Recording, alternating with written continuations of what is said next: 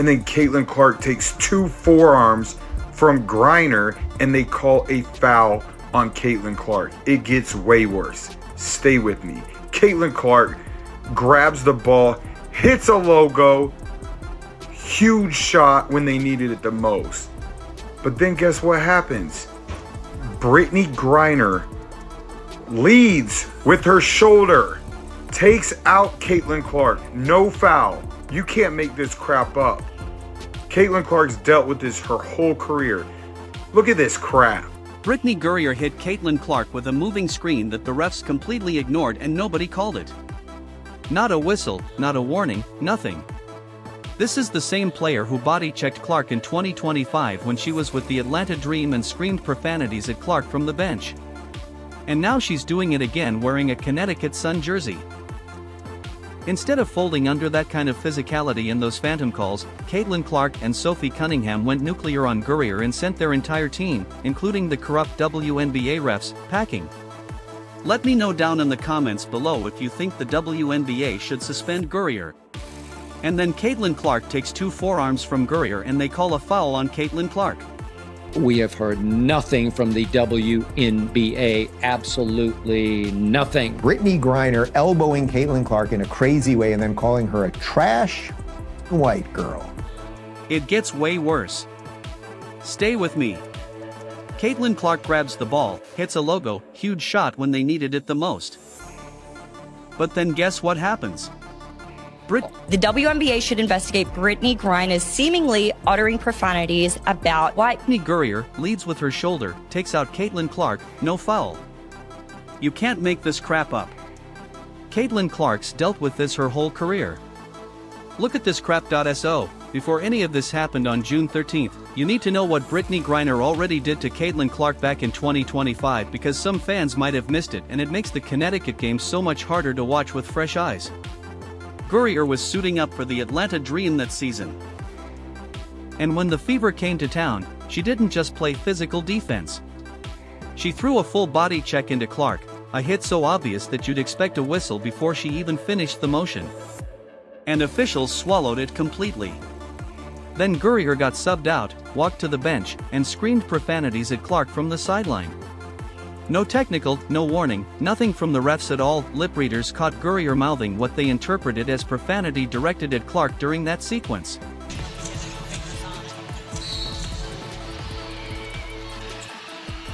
Take a look right here. Brittney Griner not going through bodies. So, this wasn't just a physical play that got a little rough. That's a player with a personal problem targeting someone and getting covered for it by the people who are supposed to run a clean game. The Dream lost that night. Griner fouled out and she's still left without any real consequence for any of it. Fast forward to June 13, 2026 and Griner's wearing a Connecticut Sun jersey now, but she brought the same playbook. Clark was moving off a screen and Griner drove into her with a moving screen so blatant that multiple camera angles caught it clean. Full body contact, no attempt to stay legal. And the refs let it go without a whistle. Same player, different team, different season, exact same outcome. No flagrant call, no foul, nothing. What makes it so frustrating isn't just that it happened twice. It's that officials watched it happen twice across 2 separate seasons and decided both times that Clark didn't deserve protection. Now also, Caitlin Clark had to come at the coach, said he was chirping all night, chirping. Hold on, look at this, man. So you got Caitlin right there, look, shushing, giving him the shush. Oh my goodness, look. he like, hey man, take her up. Look. Look, he's still crying. Look, she's shushing me. Clark is 6'2" tall and the most watched player in the league, so nobody's losing her in traffic. They saw it.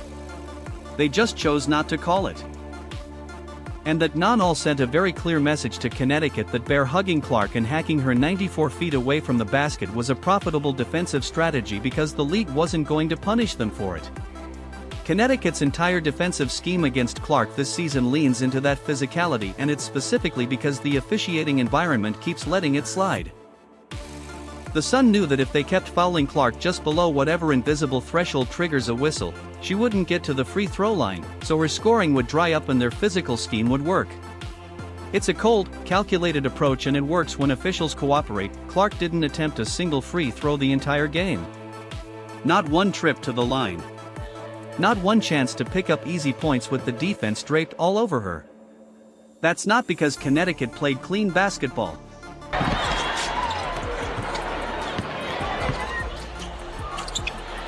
Clark launches and answers with a three. This is the kind of pace Indiana likes.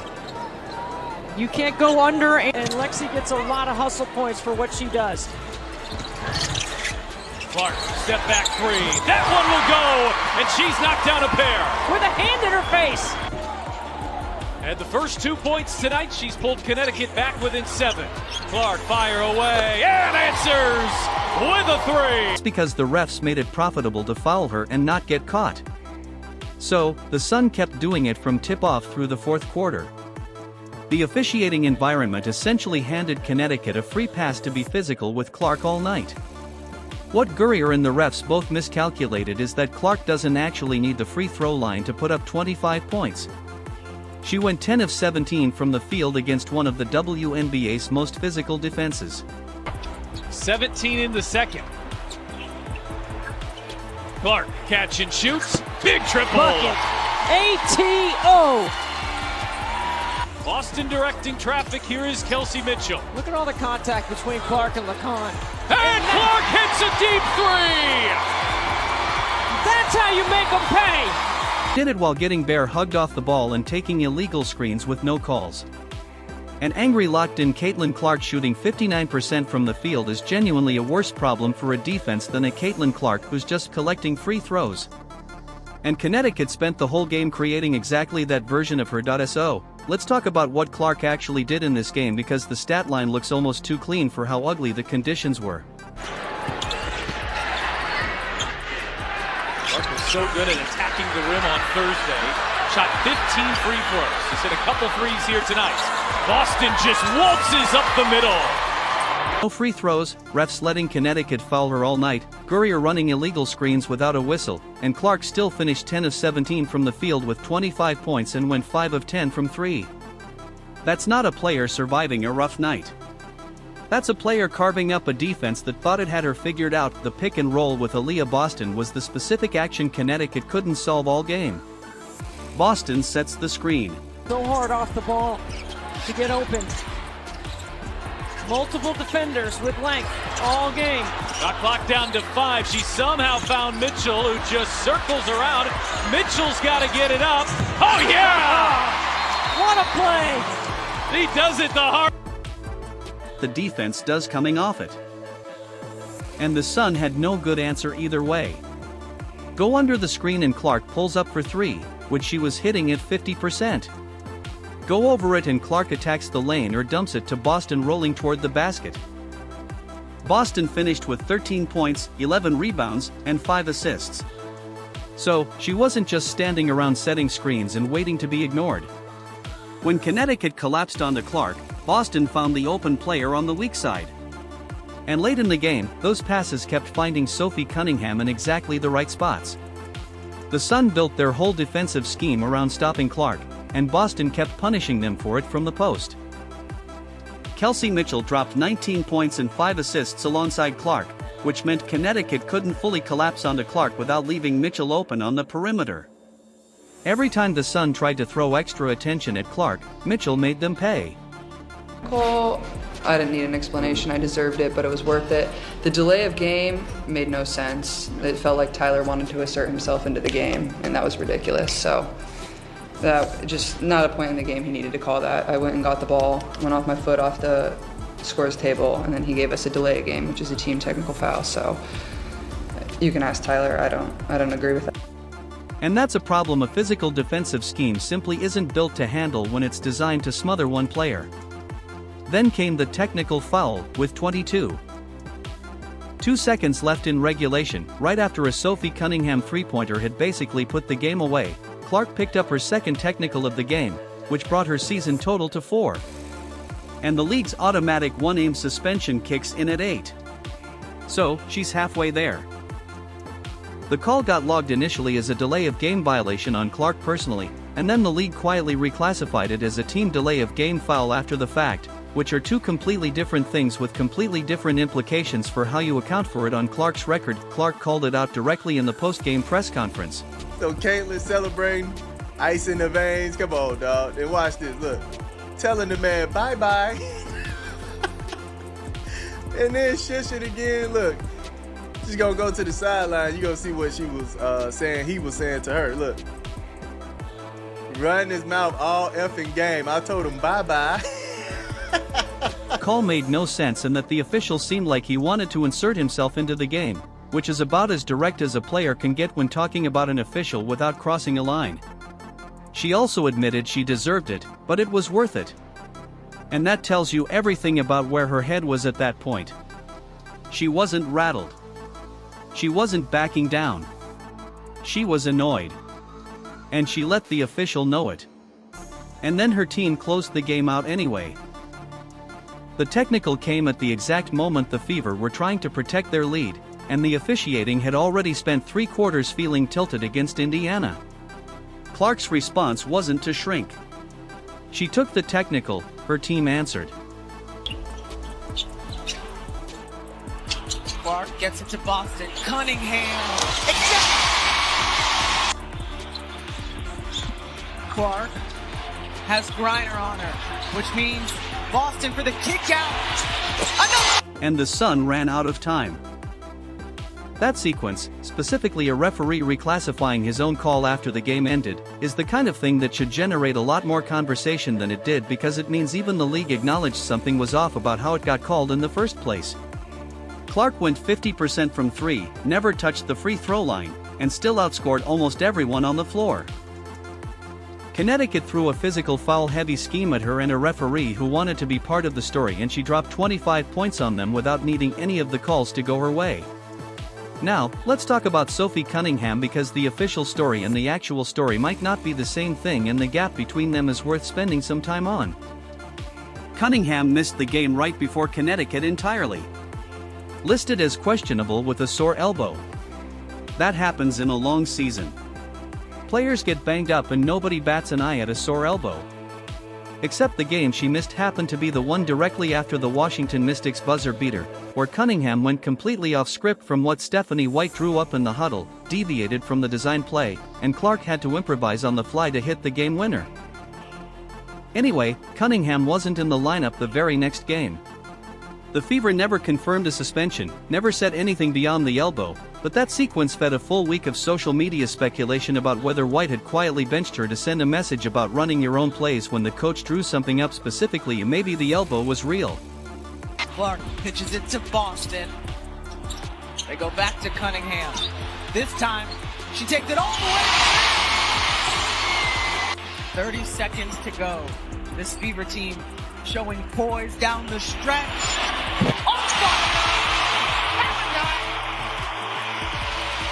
Maybe Cunningham genuinely needed a game off to recover and the timing was just unfortunate. But she came back for Connecticut looking nothing like a player easing back from an injury. She wasn't testing the elbow on a couple of low-stakes shots in garbage time. She was hunting. The Fever had been bleeding leads in the fourth quarter in recent games. And this Connecticut game started trending the same way. Indiana had built a comfortable cushion and the Sun were chipping at it, using their physicality to grind the Fever's offense down and make the game tight enough that the pressure would start to show. Connecticut's whole plan was to make it uncomfortable late. And for a while, it was working, then Cunningham caught fire and the game just ended. 11 points in roughly 2 minutes in the fourth quarter, which is an almost absurd production rate at any level of basketball. And 4 of those buckets came directly off Aaliyah Boston reading the defense and finding Cunningham in the right spots while Connecticut was still trying to account for Clark. The Sun had no answer for that run, partly because their scheme was still built primarily around stopping Clark and partly because Cunningham wasn't missing anything she looked at during those 2 minutes. Sophie, 2 huge threes in the final 2 minutes. This team was desperate for some offense. How were you able to step up and deliver? I mean, you just have to stay ready. I think in the first half, you're open. but you know, your teammates are going off too, so you got to give them their flowers, and then you just have to stay ready. And then, you know, minutes are up and down, you play, then you miss a game, and so it can get frustrating at times, but you just have to stay your course, run your race, and I did that, and it was my time to hit my shot, so I did it. The reason Cunningham fits so well next to Clark is pretty straightforward. She doesn't need the ball in her hands to be a real threat, so she and Clark aren't competing for the same space or the same actions on the floor. Clark draws the defense's attention, pulls extra bodies toward her, and Cunningham stands in the gaps those bodies just vacated and waits. When she's cold, defenses can live with that. When she's hot the way she was against Connecticut, there's genuinely no good answer because you can't leave Clark to guard Cunningham without handing Clark an open three. And you can't leave Cunningham to chase Clark without giving Cunningham a clean look from the corner. Lots of hugs and celebrations afterwards. How does that feel? That feels good. You know, for me, I know I can do that. I know I can be that for our team. You know, I'm feeling good. I think Lex had great minutes, and I think that we just have to be that spark. Us others outside of the big three, we got to bring it every single game, and so I'm just proud of our group. I think we finished it. It was kind of getting wonky how it always does with us, but I think you're continuing to see the growth.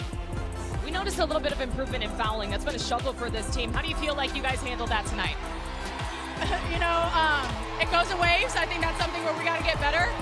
But you know what? They foul more than we do, and so we felt a little confident coming into this game, but we just got to be better. We can't put ourselves in a spot where we're relying on the refs to help us out, because that's never going to happen, and so we just have to take care of what we can and control the controllables.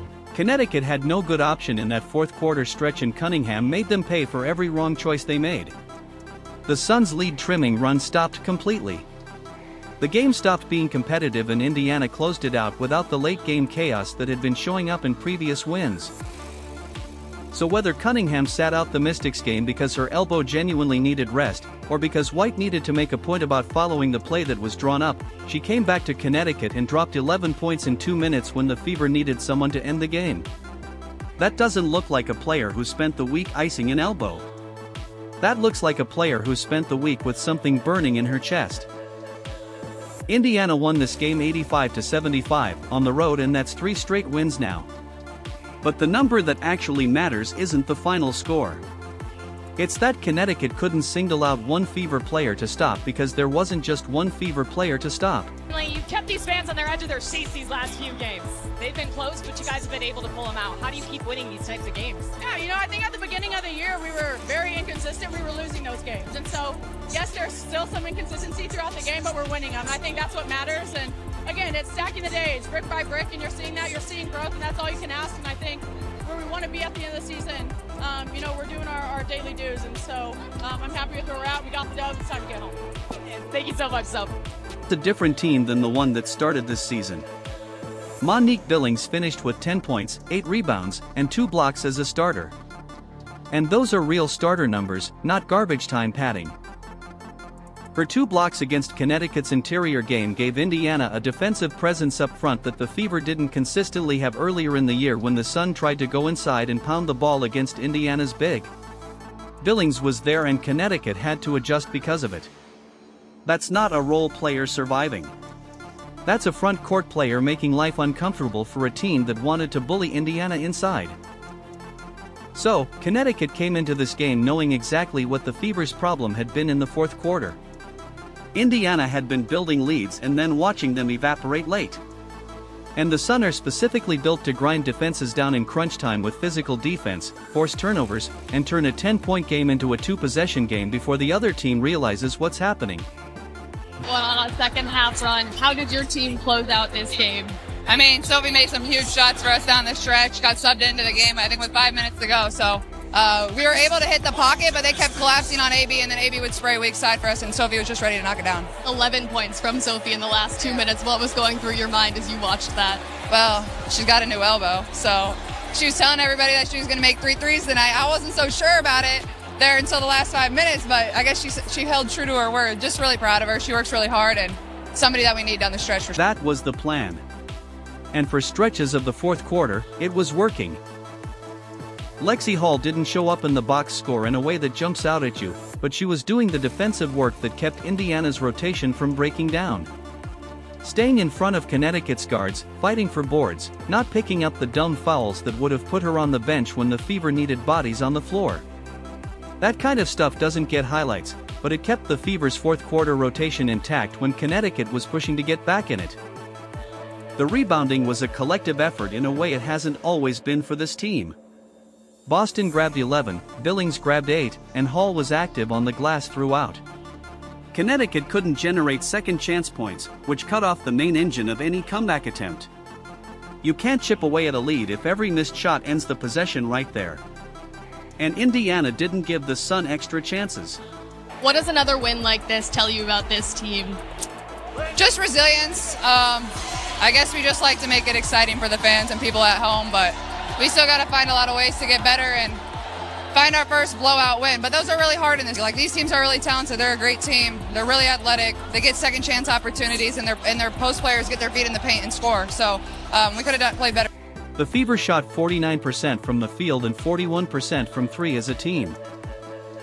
Clark was 50% from 3, but she wasn't the only one making shots. Multiple players were converting at a high rate. And that's what Connecticut had no answer for. You can scheme against one player.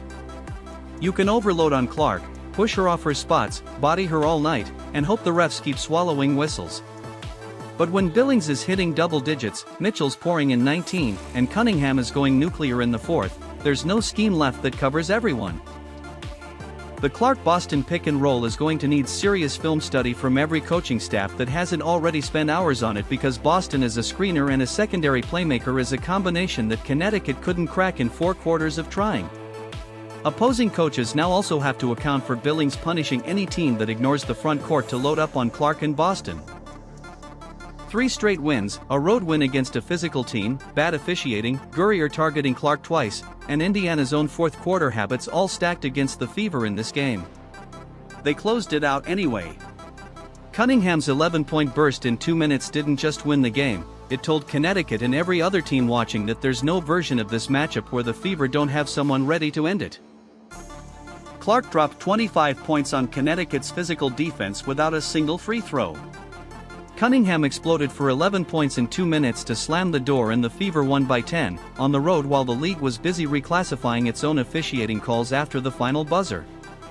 The Sun threw Griner, a physical scheme, and a ref who wanted to be part of the story at Indiana, and Indiana went and won anyway. Let me know down in the comments below if you think the WNBA should suspend Griner. And don't forget to like, subscribe, and turn on all notifications as we're bringing you all the action and top stories. Click the video on the screen and we'll see you in the next.